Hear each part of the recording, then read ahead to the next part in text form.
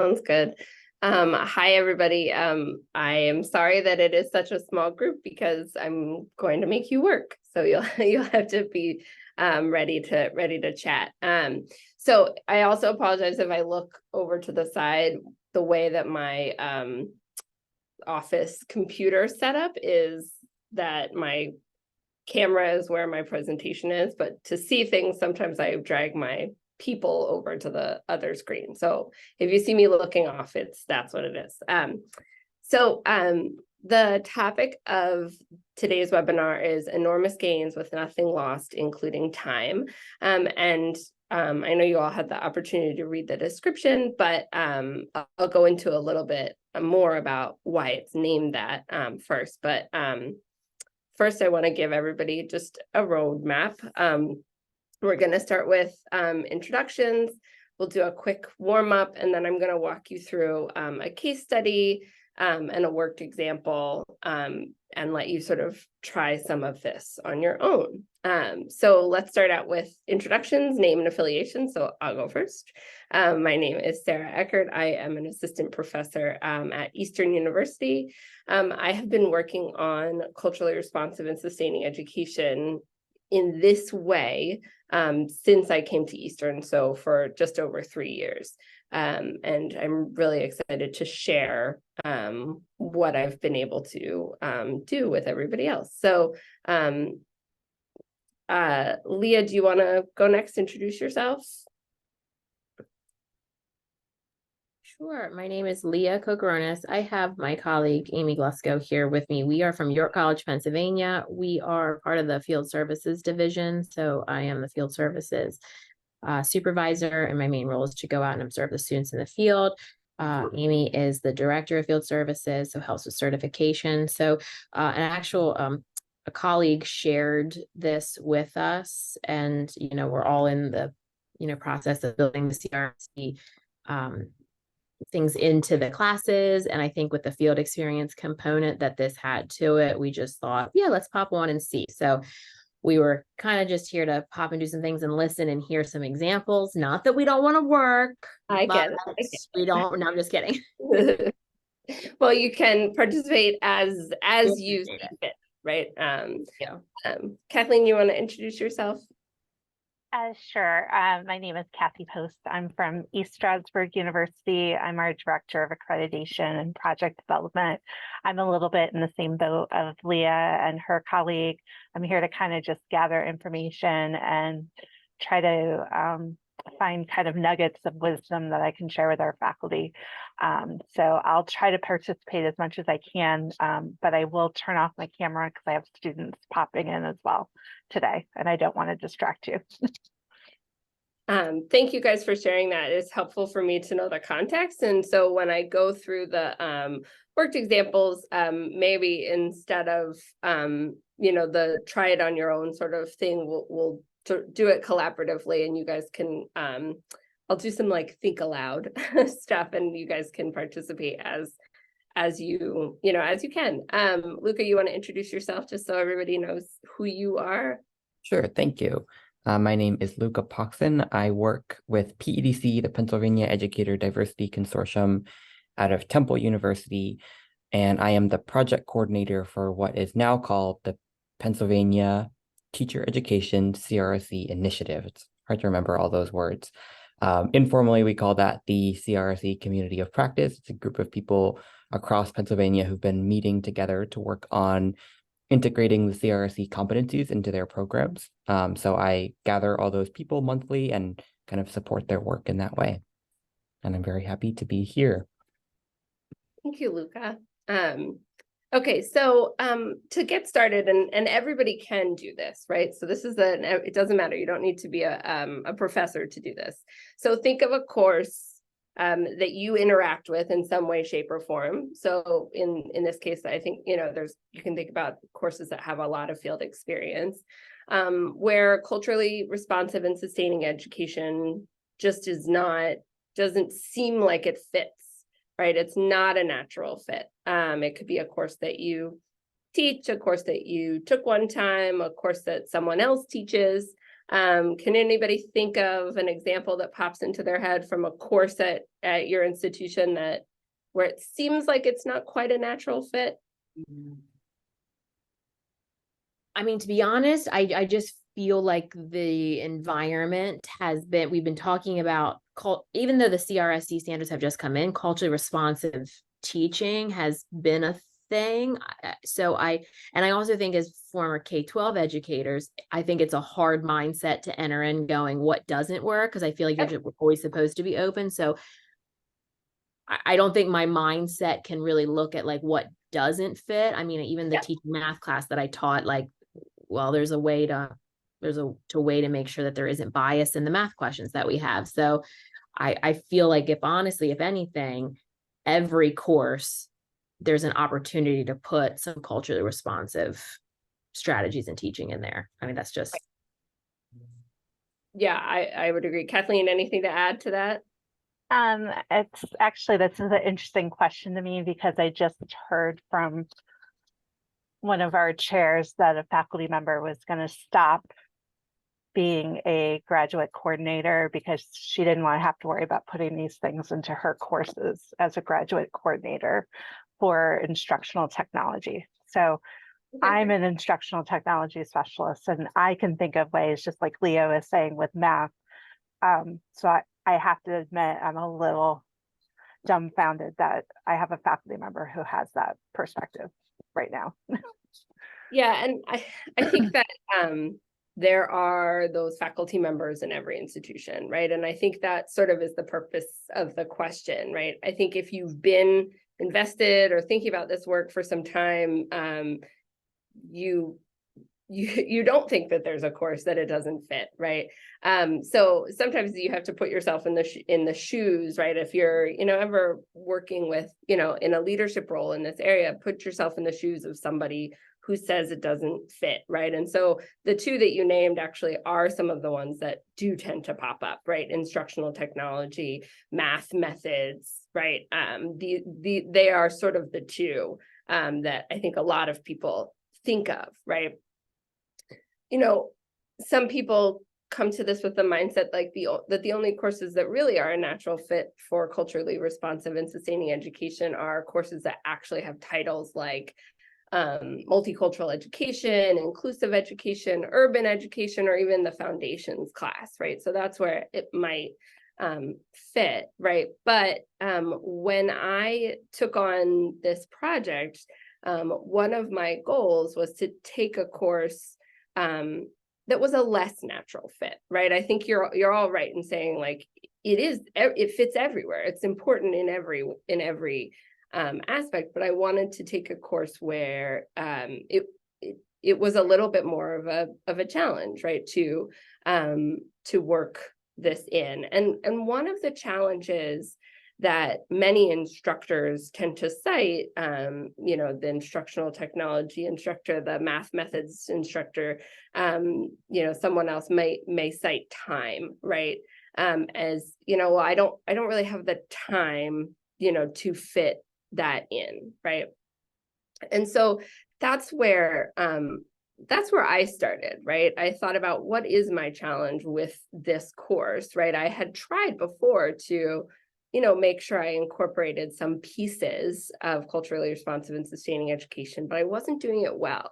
And I thought about what's my roadblock, and it was time. So I'm going to tell you a little bit about the course, right? So the course that I focused on is one of the courses that I teach, which is called Education Seminar with Field Hours.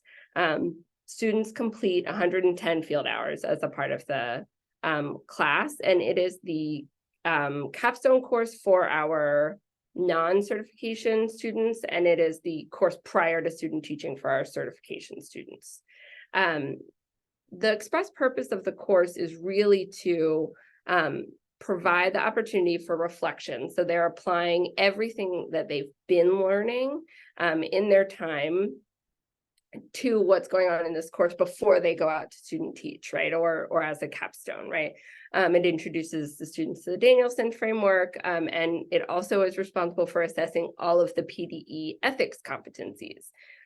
So, originally when I had started, integrating some of the culturally responsive pieces, it was very surface level because, in my opinion, the course was full, right? This is a course where they're spending so much time in the field, and I wanted to make sure there was space and time for that reflection. And I had to get in all the ethics competencies. I had to give a refresher on the entire Danielson framework. And so I wondered to myself, right, how am I going to do this and do it well? I think the additional piece that is important, particularly from a field experience perspective, is that this course with fieldwork in it doesn't have any requirement of where the students are placed, right? So I think a lot of the time when people think about a fieldwork course and integrating culturally responsive and sustaining education, they try to place students in a high needs school or a school that has a large proportion of minoritized students. For this course, that wasn't sort of on the on the docket, but also because it serves as that pre-student teaching course, most of the students really have their mindset on going where they are going to student teach to get prepared for that. And they also want to be close to campus. They're not, so we have all the same sort of challenges with those high need placements that we would have in any course, but particularly because it's 110 hours, we would have, if we had tried to shift it to that kind of a focus, faced a lot of pushback from students, and probably in this case, because I'm talking about the traditional undergraduate students, from parents. And so, we have some students in this class that are in these high need schools, students in the school district of Philadelphia, students in Norristown, which is just outside of Philadelphia, but it's another high needs school district. But we also have students that are placed in wealthy suburban districts, right? So we have this range of experiences. And so how could I integrate culturally responsive and sustaining education in a way that's meaningful, and also rely on that fieldwork component as a way that was educative when they're having these vastly diverse field experiences, and we have so much to cover in the course, right? So how do I fit that in? So for me, and this was the process of the community of practice. So I didn't come up with this, right? As Luca and others walked us through this phase, they had us start at the very beginning. They had us pick a class, but they then had us look directly at the objectives. And as a teacher educator, as a teacher, as someone been in higher ed for a while, this completely blew my mind. It had never occurred to me to go back and actually look at my objectives. I had put in resources, I had maybe tweaked assignments a little bit, I had whole slideshows and presentations where I focused on culturally responsive and sustaining education, but I hadn't changed what the course was about. And so if I wasn't going to do that, I wasn't actually going to be having that deep integration, and it was always just going to be layering on top. So the on this slide are the objectives that I started with. You can look at them. They're fairly typical. I left off some of the other. There's like the ethics ones are also on the syllabus, but for the sake of space, I didn't include those. But as you look at them, you see a hint, right? At least down at the bottom, this last one, right? Students will acquire knowledge that will aid in the differentiated instruction of diverse learners. And that was really all it had, right? And so that could go anywhere from when I reviewed the IEP process, anything, right? And I needed it to be more targeted. So what I had to do was look, very explicitly at each of my objectives and go through them one by one and really think about, what my goal was. So I took one of them, right? So I'm showing you just one of them. So it's the one that says Students will observe and implement technology, strategies for active student engagement, effective questioning, and other aspects of instructional delivery. And I said to myself, okay, well, this is really the heart of the course, right? This is what they're doing. They're looking at how to teach, and they're implementing those how to teach practices. So what do I need to change there? And so I connected to a couple of different competencies, but the one that really was at the heart of the revised objective was CRSE 3B, where it says integrate multiple perspectives into learning experiences and interactions that capitalize on learners' real-world experiences, identities, and heritage. So I went back to that objective and I really revised it, right? Where I said, students will observe and implement effective instructional delivery, including the use of technology, effective questioning, integration of multiple perspectives, and other strategies for authentic student engagement. And so the key terms there that I really want to draw attention to are the integration of multiple perspectives and this idea for strategies for authentic student engagement, right? I had active student engagement, but from a CRSE perspective, it isn't just about active engagement. It's that engagement that is connected to the students' lives, right? And so I leaned on this word that, that we have adopted in education to imply those real world experiences, which is authentic, right? And so I shifted that language slightly, but also added the piece about multiple perspectives. And so I was using language from the culture, so from the CRSE competencies in my revised objectives. So then another one that I revised started with students will acquire knowledge that will aid in the differentiated instruction of diverse learners. So that one that was the one that I was like, oh, look, I sort of have this, but it wasn't quite what it needed to be, right? So I even revised that one, right? So instead I talked about differentiated opportunities to succeed. And I really tied that to CRSE 4D, right? Which is providing multiple pathways and opportunities for students to achieve academic and social success, right? So it's not just about differentiated instruction, right? Because I think that's a term we use a lot in education. I wanted to lean on how the CRSE competencies really broke down that process of differentiated instruction. So now I'm going to give you another one, and I already changed this one, but I'm curious if anybody has any thoughts on how we might shift this one, right? So students will understand and plan instruction based on PA core standards, resources, materials, technology, knowledge of content and pedagogy, characteristics of students, and formative and summative assessments. First of all, that's a really long objective. My better version doesn't actually make it shorter, but I'm curious, right? If you look at this objective and you look at CRSE 2D, identify and make efforts to remove bias in their teaching materials, assignments, and curriculum. Are there any shifts that you could make in this objective to better incorporate that competency? I'll give you a second to think.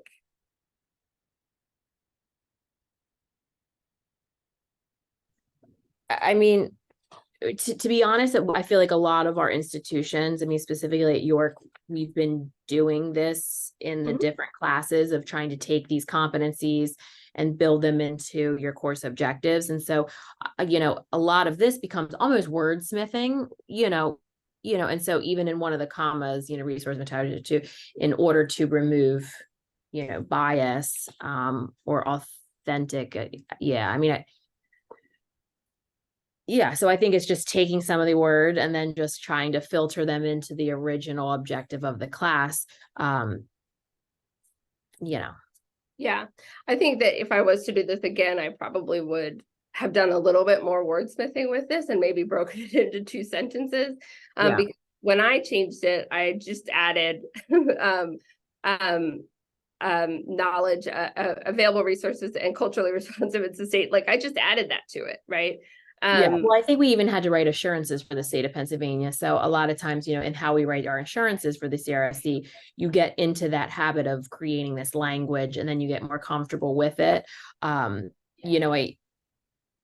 Which is, I feel like for all, in our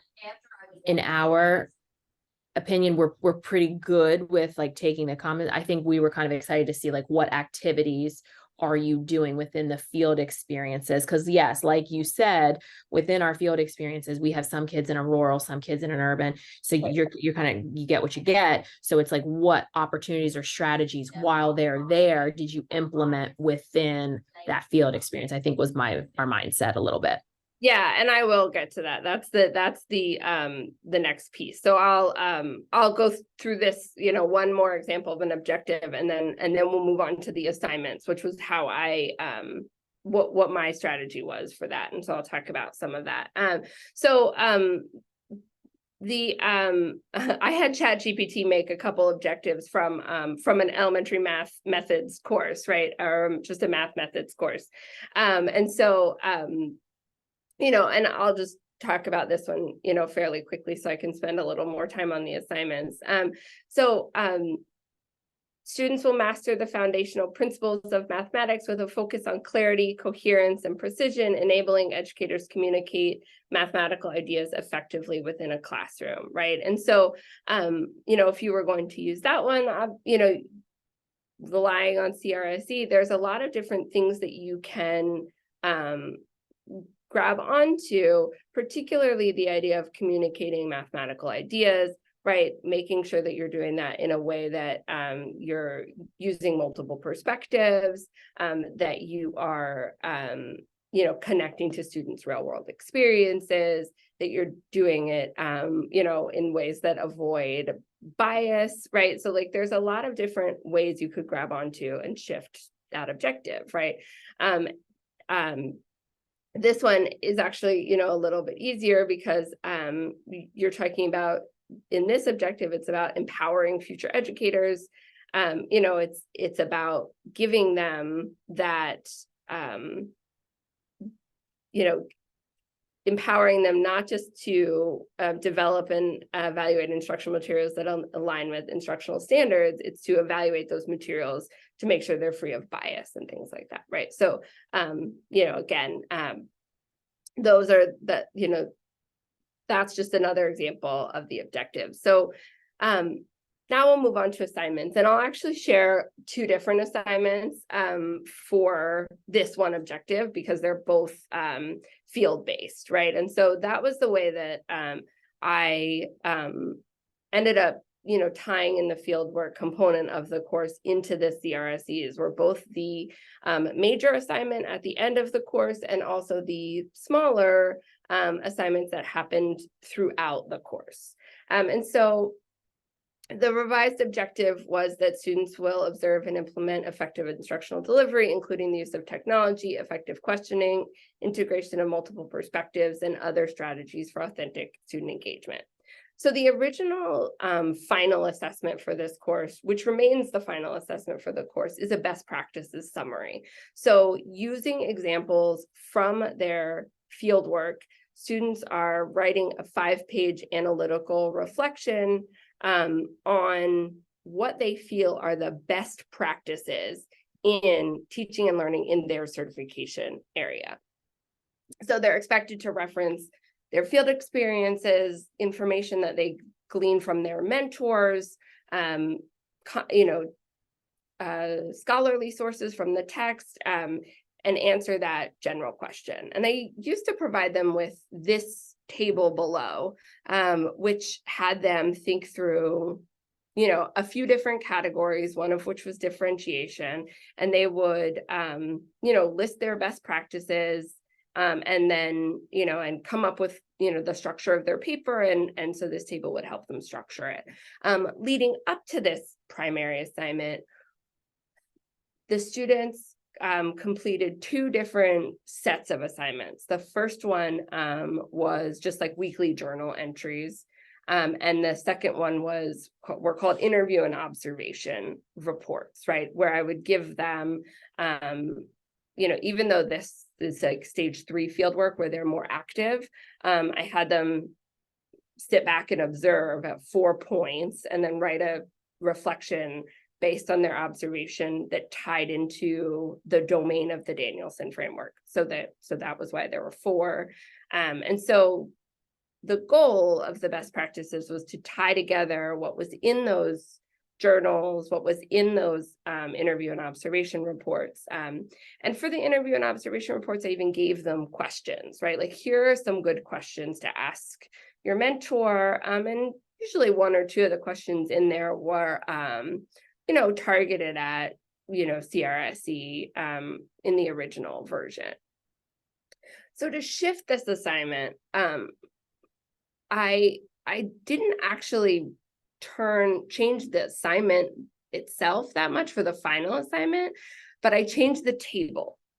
And so I originally thought about like, oh, well, maybe instead of differentiation, I'll rename their row, right? I'll rename the differentiation row as teaching diverse learners or something instead, right? And then have them think about it a little bit more.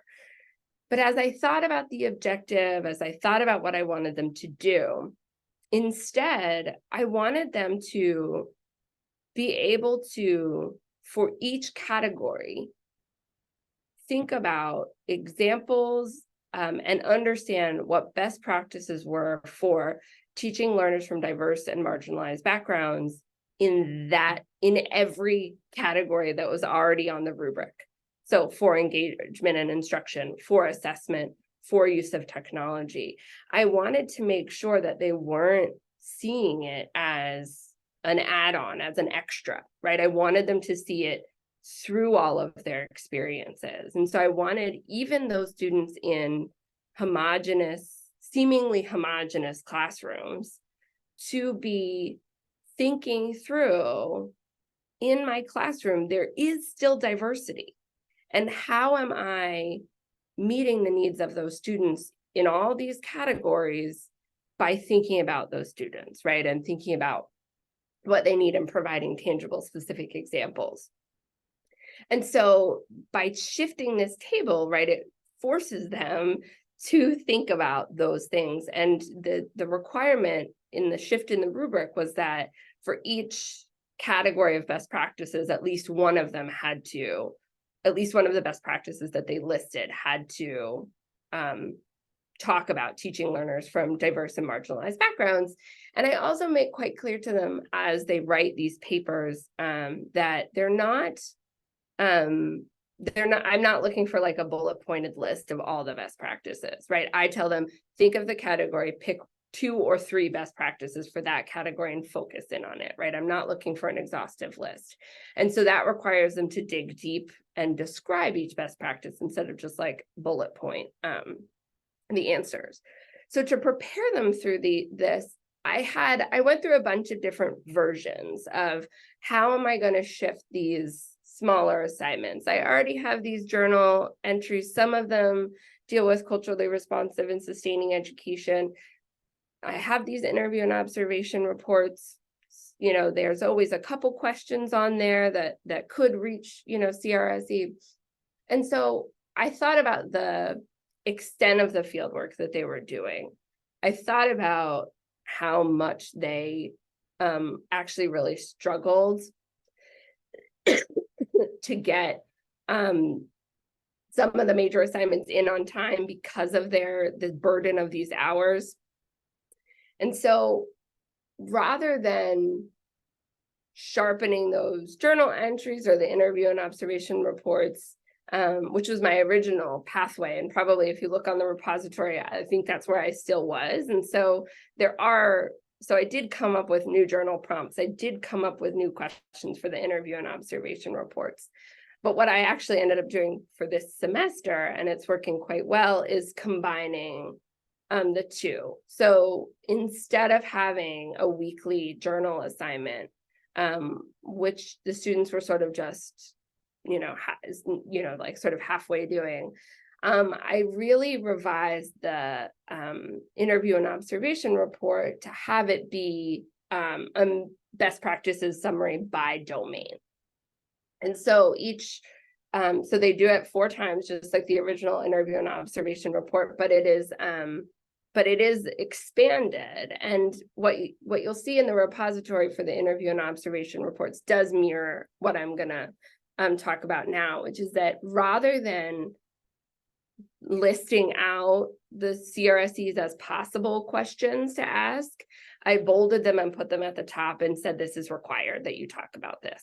So in planning and preparation, you have to ask you can ask your mentor whatever questions you want, but you have to ask them this question, and you have to speak to this in your reflection. And originally I sort of was like, oh, maybe I'll get some pushback from students not wanting, whatever. And it has allowed for 2 things, right? Those required questions allow them to think about it, but they also allow me as an instructor to have a sense, because it's an interview question, a sense of where their mentor is in this, right? When we are sending students into the field, we are very dependent on their mentors to give them, these tools. And so I was able to see, for example, right, from the domain 1 papers that came in at the beginning of the semester, that when they asked their mentors these questions about planning and preparation, a lot of them were saying like, oh, I make sure to do both Christmas and Hanukkah, right? Or I make sure, and it was very like reliant on heroes and holidays, right? Like that was like, I was seeing that over and over again. And so this was the feedback that they were getting from their mentors. But I saw, and so that opened my eyes, and I was like, okay, so I need to talk about this, right? I need to go back and reinforce this in the class, because they're not actually getting what they need from the field work. But what I did was some of the mentors did give really good answers. And so I started by bringing those up in class. So there was one student that wrote about how there was a student in her class with a very specific disability. And she didn't even write about what it was, but she wrote about how her mentor spent the summer learning about that disability, and also identifying more than one book for the classroom library to have that student make sure they saw themselves in the classroom, right? So the mentor talked to the student about, or the candidate about, I always make sure to have diverse representation in my books, but when it came to my attention, I was going to have this student in my class, I was aware suddenly that I didn't have that student represented. And so that mentor worked hard to get that, make sure that student was represented. And so what I did in class time was pull out the examples of what I saw as really effective, highly effective at, meeting the needs of these diverse learners, so that students could hopefully then, modify maybe what they were originally thinking as the best practice and shift it a little bit. And so it was that combination of both those assignments, in practice, and also the assignments, the final assignment. I also, and there's not the slide on this, but I also made some tweaks to the lesson plan, particularly in the reflection.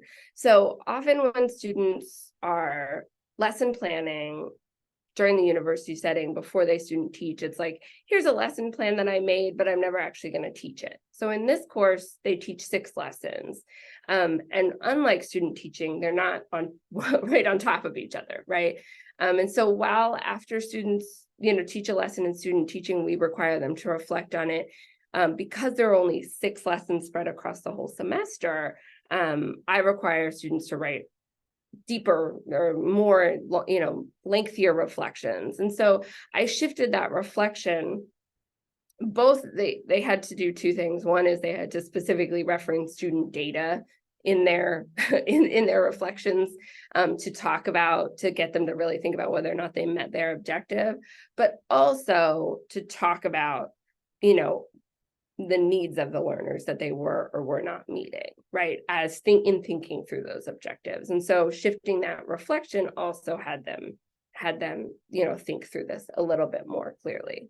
So those are the three parts, and sort of that because of the way the course works, you know, I was able to make those, you know, small shifts that I think have made a big impact in shifted the conversation of the course. So the next part of this, and I know this is not y'all's focus, the next part that I was going to have everybody do was think through how to modify this particular, or the assignment that's matched to this, you know, this objective. And so, you know, what we see here, right, for the original assignment, and this is a field, you know, could be a field-based, right? So the idea of students designing a unit of instruction for a specific grade level, you know, and demonstrating how to align the unit with their educational standards, differentiate instruction, choose appropriate assessment tools, measure student learning. You know, for a field-based assignment for this, instead of designing the unit, right, a student doing observations, a candidate doing observations could be examining a unit, right? Their mentor teacher is doing a unit on something, and their task is to examine that unit and write about how it's aligned to standards and things like that, right? So you know, when we think about modifying that for a CRSE, you know, perspective, right? We could actually, maybe I want to go back. You know, you could see them instead reviewing a unit that is in their mentor's classroom, specifically focusing both on standards alignment and on meeting the needs of diverse learners, right? And I think that is a really powerful tool that I think, you know, we don't do enough of in teacher education, where we're having, you know, I mean, when you get students into the field, when students get into the field, particularly for student teaching, they are teaching the curriculum as the mentor hands it to them, right? This is the curriculum, and students are designing lesson plans, but I don't think that we do as much as we could to have them evaluate that curriculum beforehand, right? And so that could be another piece of it. And so that I'm just trying to think about, so because we're not doing groups, we can, you know, I can talk about this a little bit more, but, you know, here are our objectives, here are the original assessments, right? And so we'll just talk about, let's see, we'll talk about the second one. So students will acquire a comprehensive knowledge of curriculum design and assessment methods specific to mathematics education, empowering future educators to develop and evaluate instructional materials that align with educational standards and learning objectives, right? So there's supposed to be a colon here. So having students design a unit of instruction for a specific grade level, incorporating appropriate mathematical content, learning activities, and assessments, right?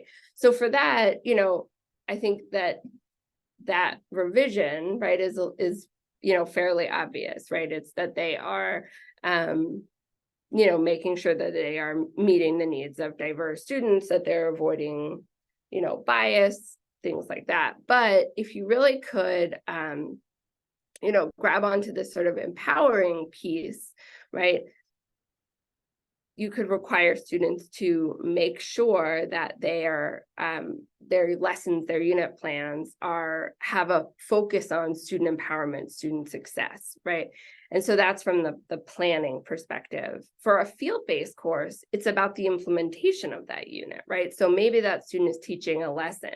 And so like with my course, right, the key there would be not just in the design, but also in the reflection, right? Because I think sometimes when we think about our biases and our things like that, we don't actually learn or think about them until after the fact, right? Until, and so that process of reflection can be, particularly powerful, particularly in our field-based classes.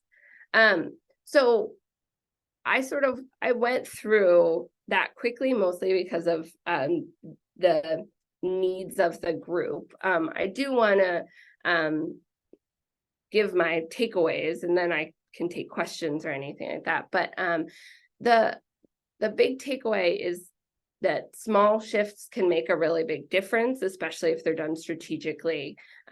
Start at the beginning, not in the middle, which was what I was doing, right? I was starting with my assignments, or not my assignments. I was starting with my resources and, tweaking assignments, but I needed to start from the beginning. And then I needed to make sure that those objectives matched the end, matched my assignments, and that my instruction mirrored that, right? It all fits together. And then the real thing that I think shifted the actual content of the course was making things requirements, not options, right? I think that one of the things that I have had a tendency to do as an instructor is always provide students the option to talk about this. Like, oh, here's the thing, you could touch on this in your reflection, or you could focus on this in your observation.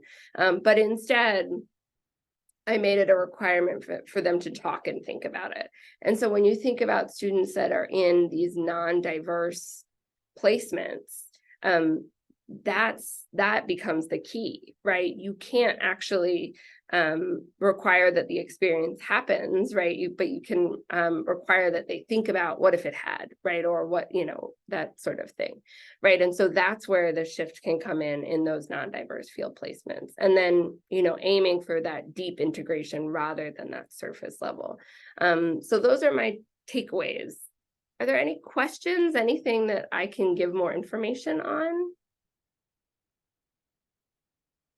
No, I do feel, we sometimes meet with field directors who are also in our same boats. And we always say that when you have those meetings, it leaves you with a sense of like, oh, what we're doing is kind of working, or we're on the same page. And so I would say that a lot of our reflections, the specific questions that we had our students integrate and reflect on and answer with reference to the CRSE standards are a little bit aligned with kind of what you're implementing also. And we've had some positive results with that. Again, not giving them an option to ask that question. Like, this is now, we want you to, whereas before maybe we were crossing our fingers that some of those things were being discussed, or that the student was just naturally being aware of it, which we know that isn't always the case. So designing specific questions that the student has to engage and ask about, or specific things that they have to look for and then reflect about. And then we kind of look, the other thing we kind of do is at the beginning of the semester and the end of the semester, do a survey with the students. Where are we feeling like with our comfort level of being able to kind of, implement some things, or have an awareness of, or pick out bias, or whatever we're having them kind of specifically look for. And then at the end of the semester, after you did X, Y, and Z, how's your confidence level, your awareness level, how are you feeling after? And that kind of has had some positive, because it's highly specific too. So we've liked that as well.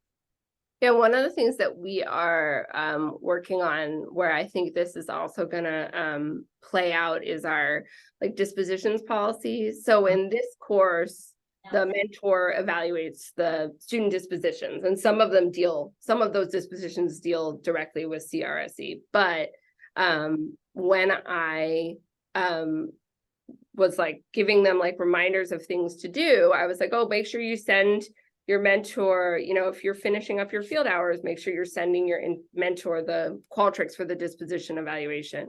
And I had a student ask me wait, what is a disposition? And I was like, okay, so we need to do better, right? Because we hadn't had the students at any point before then, right, think about those dispositions and evaluate themselves on those dispositions. And I mean, this particular student had been in another course of mine, which is multicultural education, where they do a self-evaluation similar to what you're talking about. But at our institution, that's not a required class that they take. So so she had evaluated and thought about herself, but she had never heard them referred to as dispositions. But what we, after the most recent PAC team, my dean and I have been talking a lot about how are we making sure that they've had a chance to self-evaluate their dispositions at multiple points in time before and after being in the field, and are we giving other folks the chance to evaluate their dispositions, right? And I think that like that pre-post that you're talking about with particularly with field work is something that really wasn't the self-eval, right? We weren't doing that. And I think that as we revise our dispositions, I think that we will. But it's good to hear that you guys are doing that, because that gives me confidence of the direction that I think we're going in. Yeah, we also have them do a self-evaluation for their dispositions when they enter as freshmen with their advisors, and then midway through, and then before they student teach. So yeah, it does have them consider that. Yeah, that's where we're leaning. Anything else? Yeah, I was just going to jump in. I thank you for just sharing your process. I think for me, it was really helpful, and it does help me to bring back to our faculty some things to think about. I sort of, for a second, when you said start at the beginning and not in the middle, I feel like our faculty also are getting a little stuck at the ends, like what we're trying to produce, like, and so I feel like they're so worried about the end. And I love the idea of starting at the beginning with your objectives, like starting there. And I think that that's a very practical place to start. And I'm sure some of our faculty have been doing that, but I think that's something for some of our faculty who maybe need a jumping off point, that can be something I can offer as a starting point for them. So thank you for that. Yeah. And then in terms of just the field experience, I love the idea of making it a requirement. I love the idea of combining the interview questions together with the reflecting and journal pieces, that kind of things, and getting examples, and kind of understanding where your mentors are at, because that was something we had a group of our liaison mentor teachers who they were kind of resisting because they didn't know how CRSE should look with their students that are coming into the field, because they kind of feel like they're still in the process of really integrating the competencies themselves. Like I feel like everybody's at different spots, kind of thing. And I think they felt a little bit of stress knowing that they do have a responsibility to work with our students and to help them, but they're still learning too. So I love the idea of kind of using the students' reflections, talking about like some of the exemplars that you've seen, and then also for some of the ones that maybe aren't as deep of a integration, kind of talking through, what might we want to think of differently, just other than holidays or food or whatever. Right. I love that. Yeah, and I think it's always this like fine line with students that are in the field, that like, I want you to show lots of respect to your mentor. I also want you to understand that your mentor is not perfect. Right. And it's okay to, notice things and that can and should be changed from when you want to go teach, right? And it is that fine line. It's not how I start out the class, right? But particularly when I get to that final paper, I do talk to them about like, what did your mentor do that serves as an example of those best practices?